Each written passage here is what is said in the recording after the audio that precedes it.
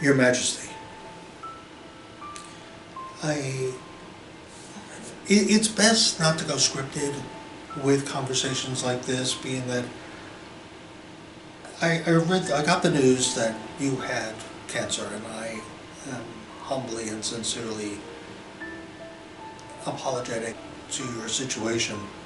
Having walked down this road at the age of 10, I have somewhat of an insight, and although I would never profess to tell a monarch what to do, I could offer, perhaps humbly, some advice. The problem with life is that we all think of life as in we're living, and yeah, at some particular point we're going to die. Cancer really does take the date, the sometime later, out of the equation, and really puts it at the forefront of this is going to kill you, or God forbid, you are terminal, you only have 6 months, or whatever. It changes your perspective on life drastically, and it did with me at the age of 10. You don't think in terms of long-term anymore. Long-term no longer exists. You now have short-term. Forgive me for saying, you only have a certain amount of time to really get your affairs in order.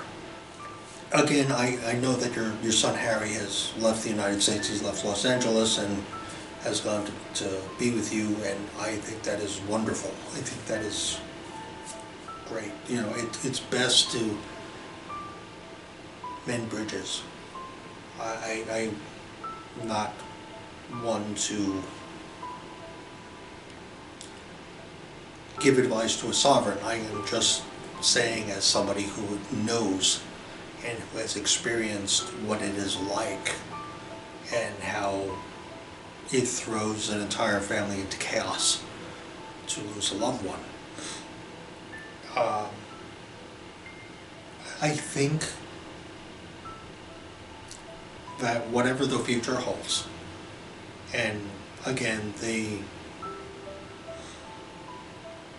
newspapers, the headlines do not give a lot of information, and I am sure that is because that is your desire, and I respect that, and I will always never fault anybody for something like that. I would just like to humbly offer my support, my best wishes to you and your family. I can't imagine the horror and what you have to deal with as a monarch, but I would suggest that with the resources that you have, you can do all the things that you want to do. You can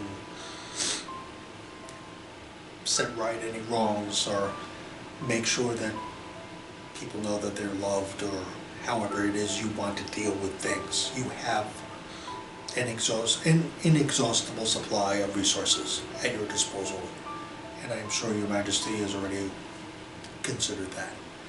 Again, I